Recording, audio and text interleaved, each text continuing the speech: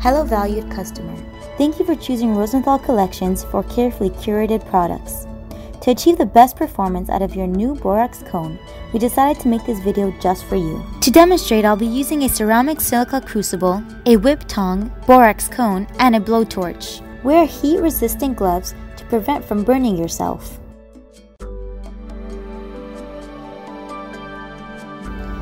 Begin by heating up your crucible to expel any moisture for about 1 minute. Then, take your borax cone and apply a thin layer. In a circular motion, spread around to cover all sides, then use your blowtorch to begin glazing.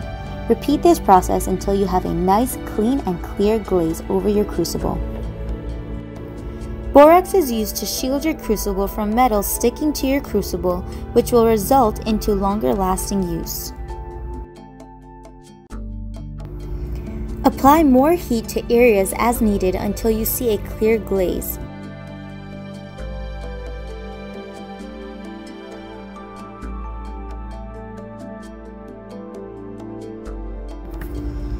At the end, your crucible should look like this: a clear, shiny coat.